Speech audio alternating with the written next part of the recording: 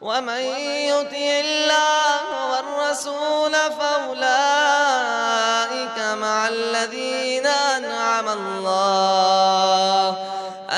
الله عليهم من النبيين والصديقين والشهداء والصالحين. السلام علیکم ورحمۃ اللہ وبرکاتہ۔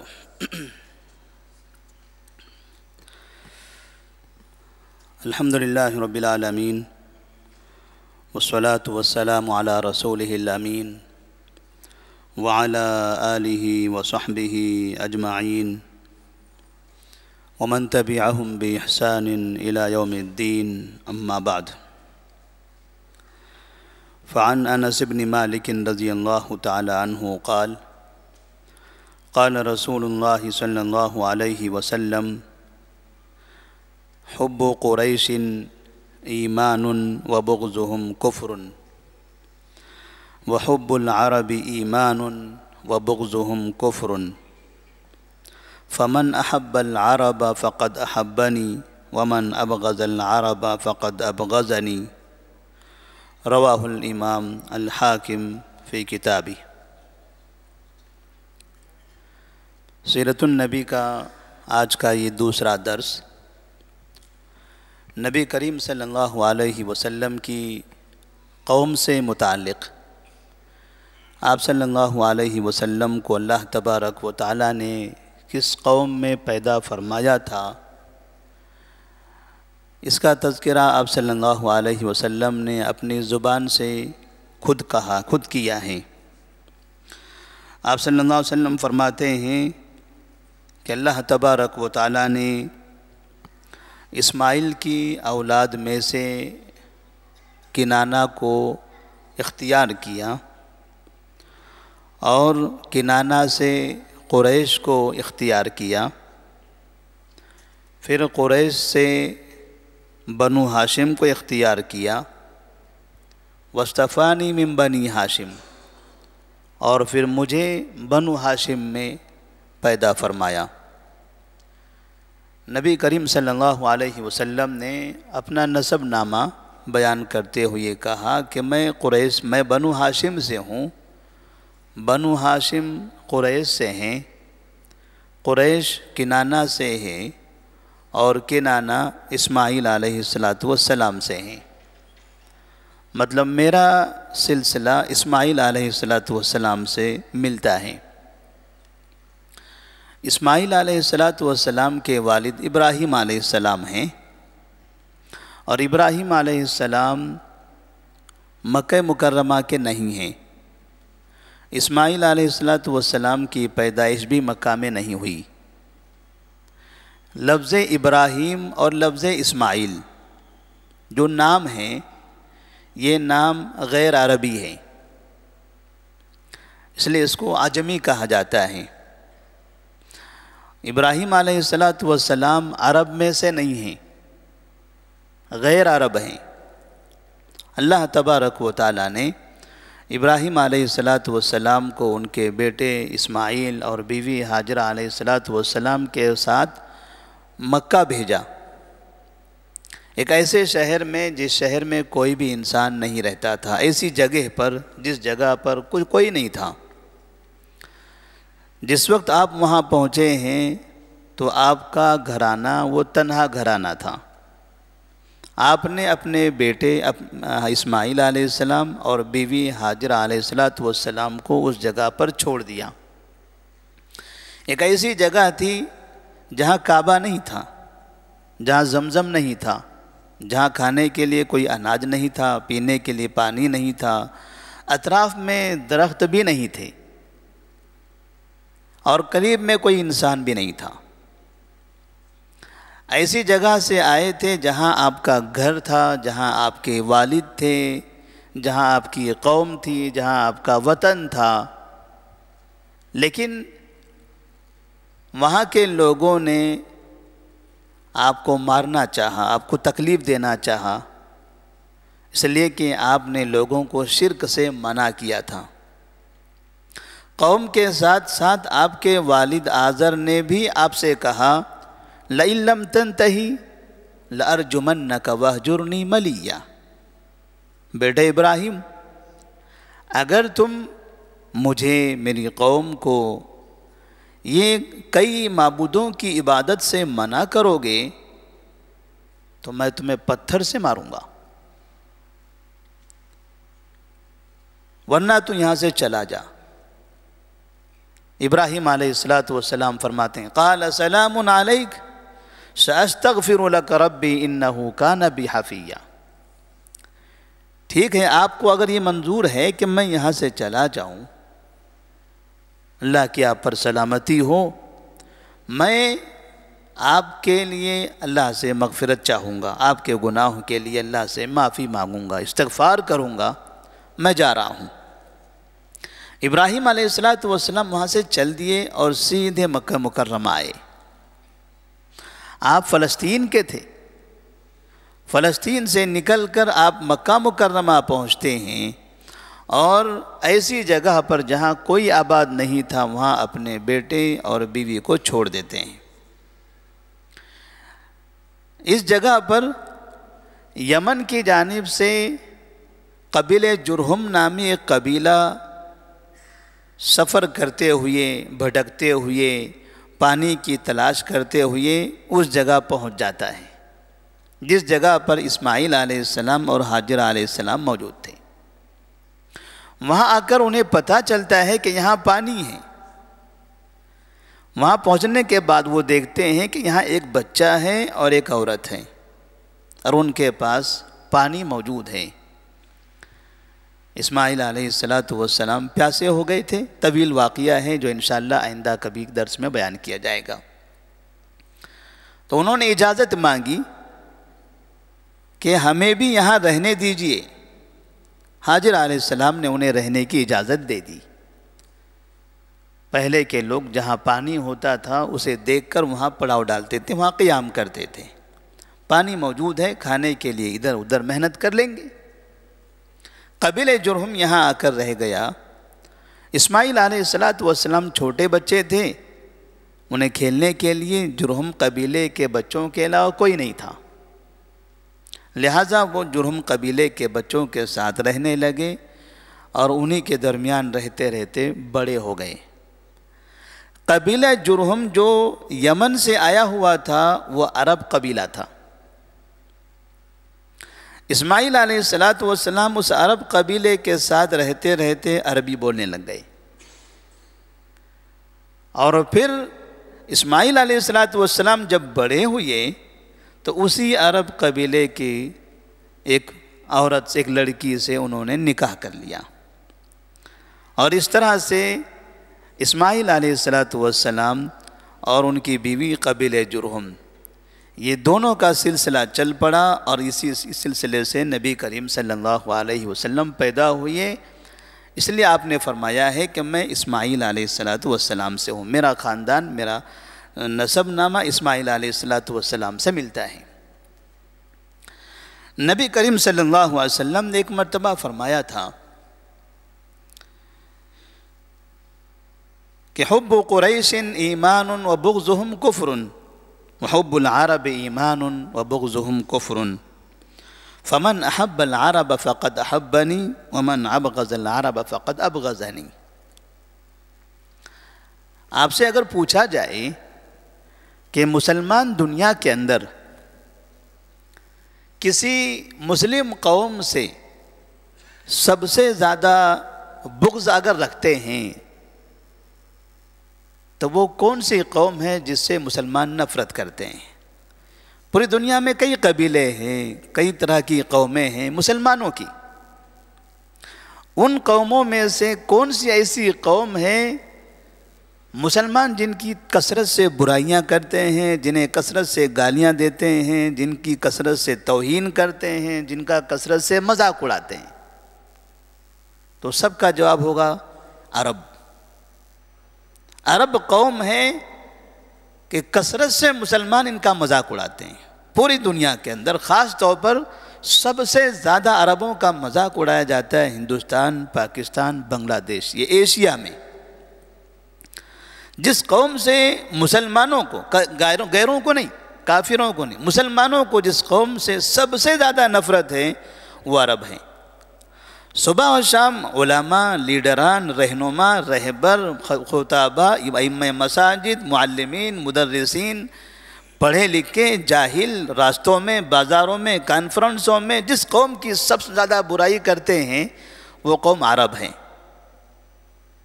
وہ عرب قوم ہے جس قوم میں نبی پیدا ہوئے۔ اس عرب قوم کے بارے میں نبی نے کہا تھا حب العرب ایمان و بغضهم کفر، عرب سے محبت کرنا ایمان ہے، عرب سے نفرت کرنا کفر ہے۔ فمن احب العرب فقد احبنی ومن ابغض العرب فقد ابغضنی، جس نے عرب سے محبت کیا اس نے مجھ سے محبت کیا، جس نے عرب سے نفرت کی اس نے مجھ سے نفرت کی۔ جو شخص عرب میں پیدا ہوئے ہیں وہ کہہ رہے ہیں کہ عرب یہ محبوب قوم ہے، اور اس کی فرما برداری کرنے والی اس کی امت یہ کہتی ہے کہ ہمارے نزدیک سب سے مبغوض قوم عرب قوم ہے۔ یہ نفاق اور کفر کی علامت ہے، مسلمانوں کے لیے انتہائی تکلیف دہ بات ہے۔ وجہ کیا ہے اس کی؟ دو وجہ ہیں۔ دنیا میں دو طرح کے مسلک ہیں جو فارسی ہیں، دو طرح کے ایسی قومیں ہیں مسلمانوں کی جو فارسی ہیں، جن کو فارسی سے بہت محبت ہے۔ ایک شیعہ، اس لیے کہ ان کے تقریباً 8 امام فارسی ہیں، اس لیے ان کو فارسیوں سے محبت ہے، عربوں سے نفرت ہے۔ دوسرے حنفی، اس لیے کہ امام ابو حنیفہ رحمہ اللہ فارسی تھے، اس لیے ایشیا میں تقریباً حنفی ہیں اور یہ عربوں سے نفرت کرتے ہیں۔ اور آپ نے ان دونوں کو کبھی اس بات کے بارے میں یہ سنا نہیں ہوگا کہ وہ ایران کے بارے میں جہاں صحابہ کو گالیاں دی جاتی ہیں، جہاں امہات المؤمنین پر لعن طعن کیا جاتا ہے، یہ دونوں قومیں شیعہ اور حنفی اپنے ملک میں اس کو گالیاں دیتے ہو، ان کی برائی کرتے ہوں۔ کبھی ان کے علماء سے آپ نے ایران کی برائی نہیں سنی ہے۔ ایران میں روزانہ صحابہ کو گالیاں دی جاتی ہیں، صحابہ عرب ہیں، اس لیے انہیں کوئی تکلیف نہیں ہے۔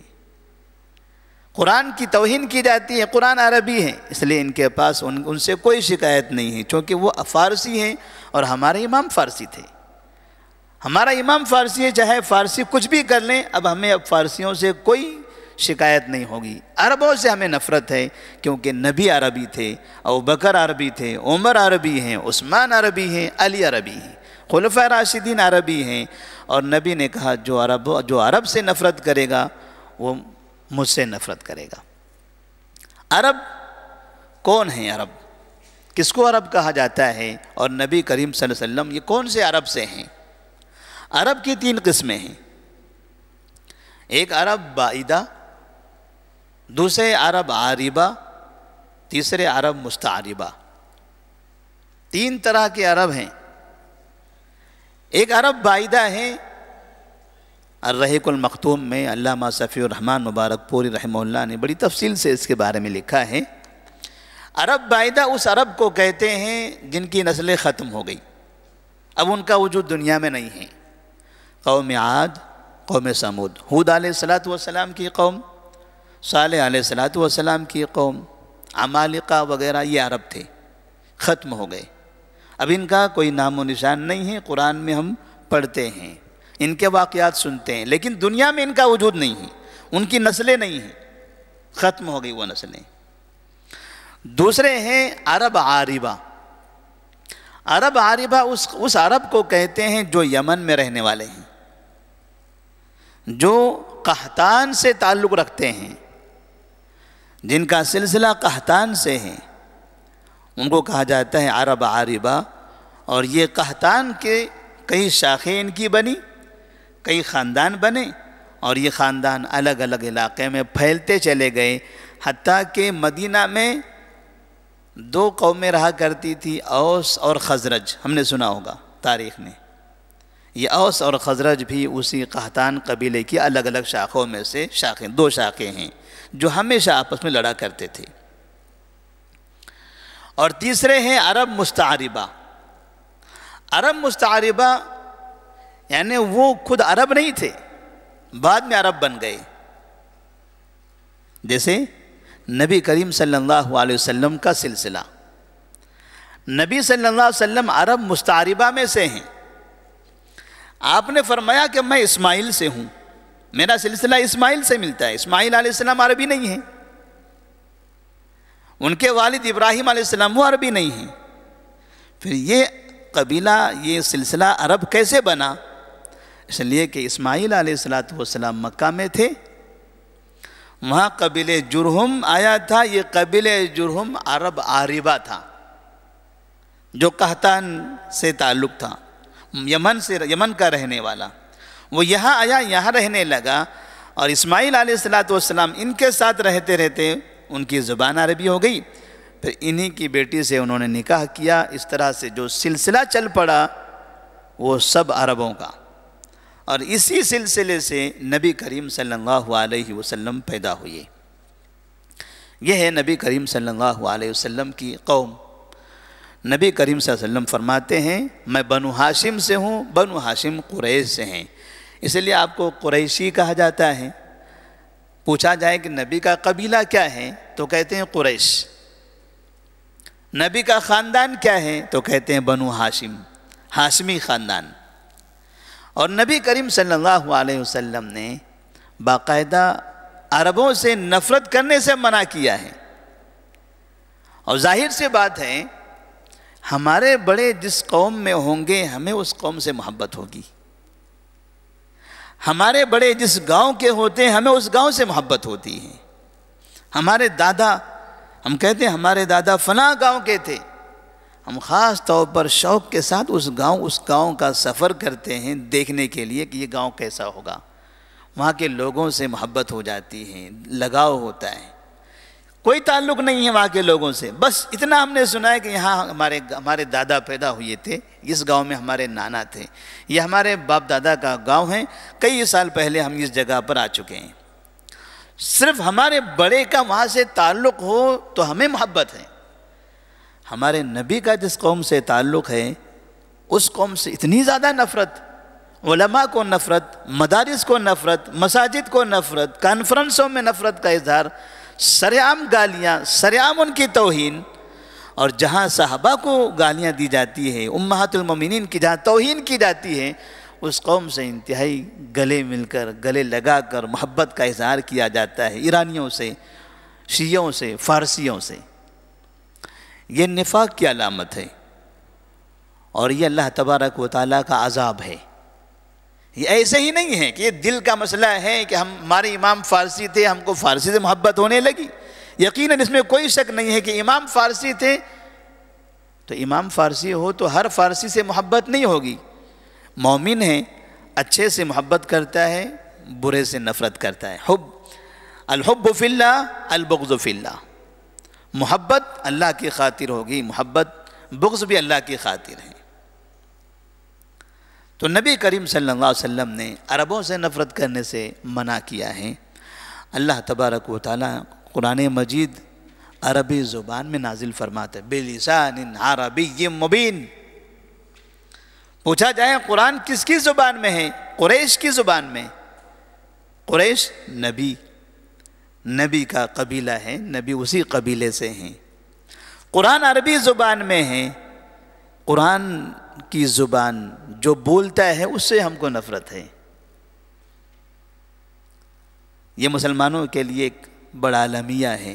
اللہ سے دعا کرنا چاہیے کہ اللہ تبارک و تعالی ہمارے دلوں کے اندر نبی سے، نبی کی قوم سے محبت پیدا فرمائے، نبی کے شہر سے ہمارے دلوں کے اندر محبت ہو۔ بہت سے لوگوں کو آج مکہ اور مدینہ سے بھی نفرت ہے، اس لیے آپ دیکھیں گے بازار میں کثرت سے مکہ اور مدینہ کے خلاف جھوٹی افواہیں پھیلائی جاتی ہیں۔ کبھی آپ نے سنا ہے نجف اور کربلا کی جھوٹی افواہیں پھیلائی ہوں؟ بغداد کے بارے میں کسی نے جھوٹی خبریں پھیلائی ہوں؟ بغداد سے ہم کو نفرت ہے اس لیے کہ بغداد میں سینما ہے، بغداد میں شرک ہے، بغداد میں درگاہ نہیں۔ نجف سے ہم کو نفرت ہے کیونکہ وہاں ماتم ہوتا ہے، وہاں صحابہ کو گالیاں دی جاتی، نہیں، ان سے کوئی نفرت نہیں، ہمیں نفرت ہے مکہ سے، مدینہ سے۔ ہمیں نفرت ہے عربوں سے، نبی کا شہر ہے اس لیے نفرت ہے، صحابہ کے شہر ہے اس لیے نفرت ہے۔ اسی وجہ سے مسلمان نبی کی سنت سے دور ہو رہے ہیں۔ یہ جو شرک کا بازار پھیلا ہوا ہے نا مسلم معاشرے کے اندر، بدعت و خرافات میں جو مبتلا ہیں، یہ اسی عذاب کی بنا پر ہیں۔ اللہ تبارک و تعالیٰ سے دعا ہے کہ اللہ تبارک و تعالیٰ ہمارے دلوں میں نبی سے محبت، نبی کی قوم سے محبت، صحابہ رضی اللہ تعالیٰ عنہم سے محبت پیدا فرمائے۔ جو مسلمان ہیں، جو خیر کا کام کر رہے ہیں، اللہ ان سے ہمیں محبت کرنے والا بنائے۔ والسلام علیکم ورحمۃ اللہ وبرکاتہ۔